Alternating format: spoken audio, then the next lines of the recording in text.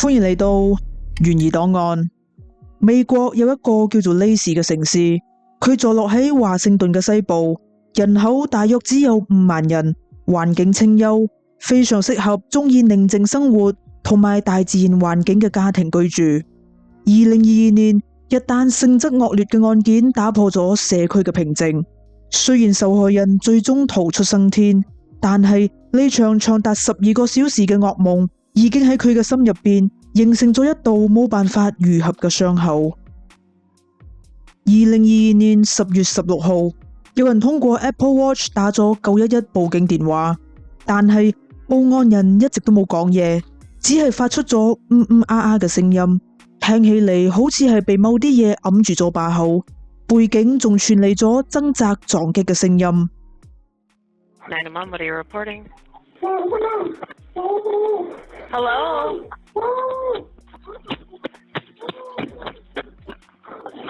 Are you still there, ma'am? 雖然報案人冇再發出聲音，但係電話依然處於接通嘅狀態，所以接線員都係通過信號塔嘅定位確認咗報案人嘅位置，並即刻派咗警員去嗰度調查。到達目的地之後，警方留意到車房嘅門打開咗，大門亦都冇上鎖。警方發現屋入邊有打鬥嘅痕跡，但係入邊一個人都冇，只係留低咗一隻已經被打碎，但係就依然撥通緊911報警電話嘅 Apple Watch。Apple Watch 嘅主人係42歲嘅安英淑，佢同2個仔女一齊居住喺呢度。事實上，警方已經唔係第一次嚟到佢哋間屋啦。2021年8月，佢同53歲嘅丈夫安賽景嗌交，丈夫一怒之下就出手攻擊佢，最終需要警方上門調停。之後，安英淑就因為家暴而提出咗離婚申請，並向法庭申請咗禁制令。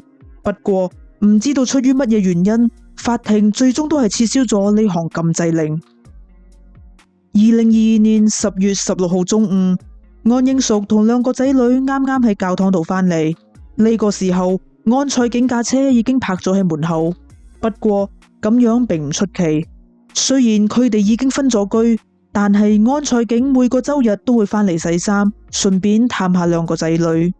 落車之後，安英淑打算同丈夫傾下離婚嘅事，所以就叫20歲嘅女帶住11歲嘅細佬去到附近食雪糕。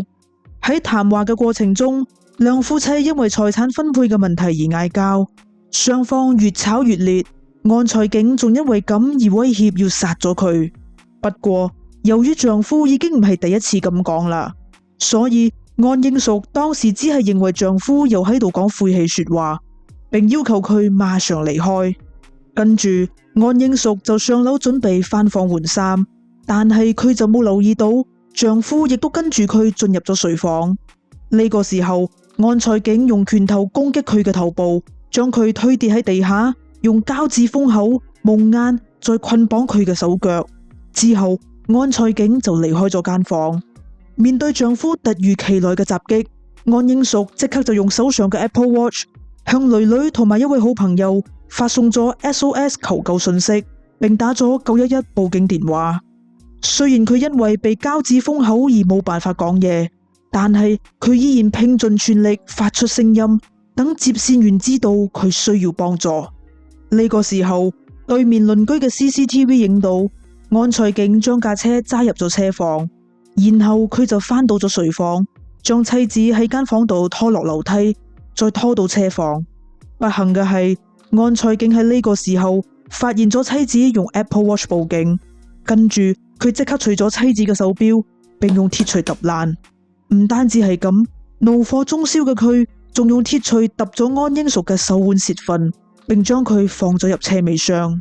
當時安英淑不斷咁求丈夫，希望佢可以睇在仔女嘅份上放過自己。不過安賽景就俾出咗咁樣嘅回應：我乜嘢都唔需要，今日我就要殺咗你。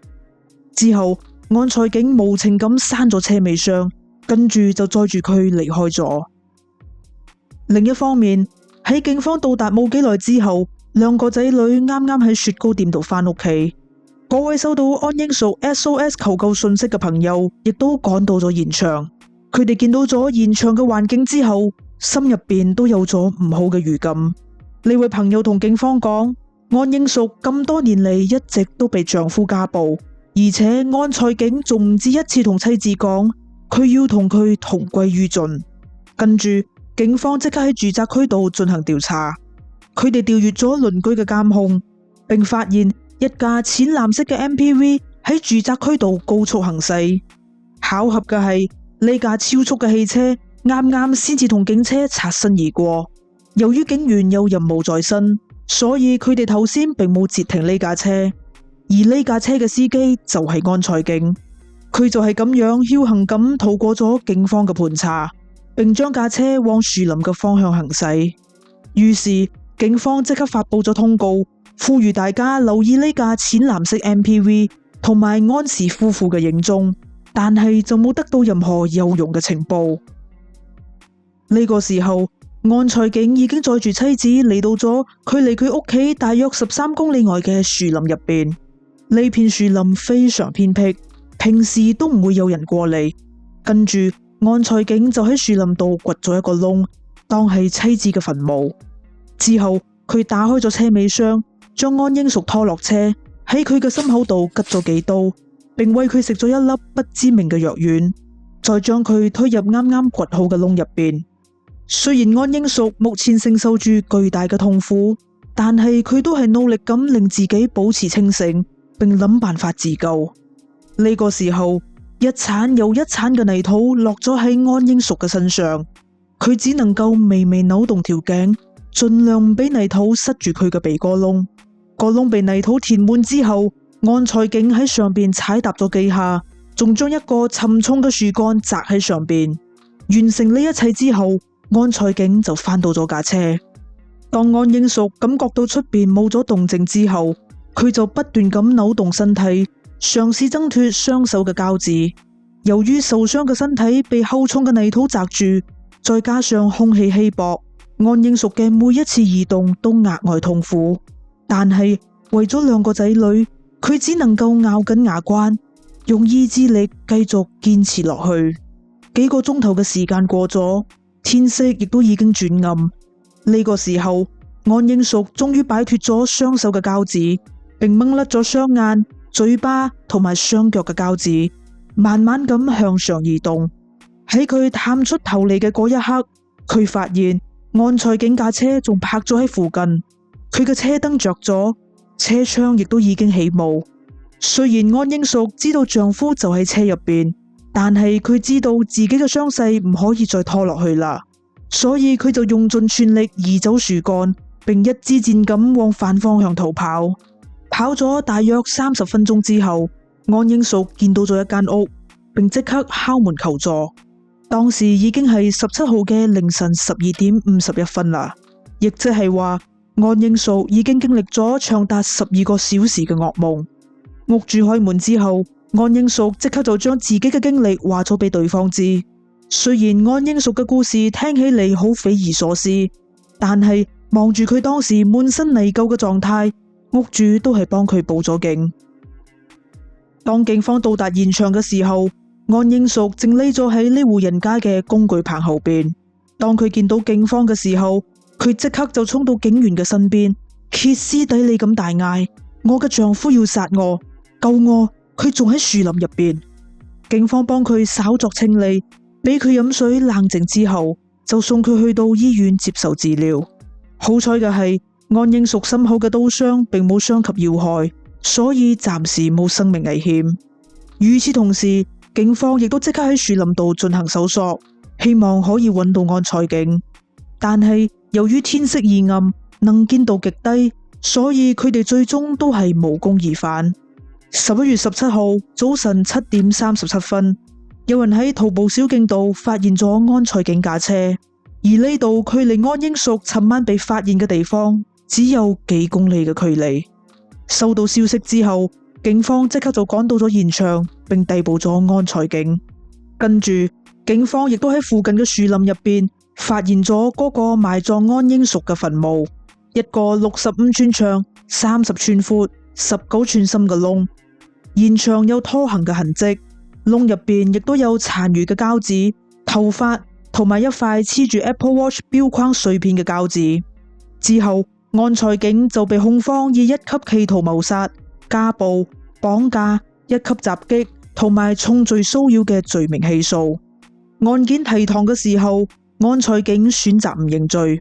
辯方律師表示，安塞景除咗家暴史之外，並冇任何犯罪記錄，所以希望法庭可以批准佢保釋候審。辯方提議將保釋金定喺15萬美元，並表示呢個金額足以起到防範作用。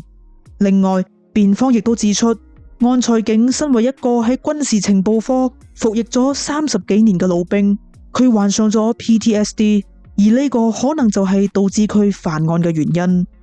然而，呢個就係安英淑最擔心嘅問題。安塞景長期喺情報科工作，頭腦精明，見識廣博，再加上佢嘅脾氣暴躁，開口埋口就話要殺咗佢，係一個極度危險嘅人物。於是控方請求法官唔准俾佢保釋。安英淑亦都通過律師發言。Please, no bail. I am really afraid for my life. I just want to emphasize that I fear him so much, and he will kill me again if he is out. 最終，法庭同意唔准安塞景保釋候審。2024年3月，安塞景同控方達成咗認罪協議，承認2級企圖謀殺嘅控罪。佢喺庭上為自己嘅所作所為道歉，並表示：我希望我可以返到嗰日，從未進入過間屋，然後離開。最終，安塞景被判入獄165個月。另外，法庭亦都頒布咗禁制令，禁止安塞景以任何形式接觸安英淑。雖然安英淑成功逃生，但係佢同佢嘅仔女依然生活喺恐懼當中。佢喺接受採訪嘅時候講到：嗰日之後，我同仔女嘅生活都毀咗，我餘生都必須帶住情感創傷同埋健康問題生活落去。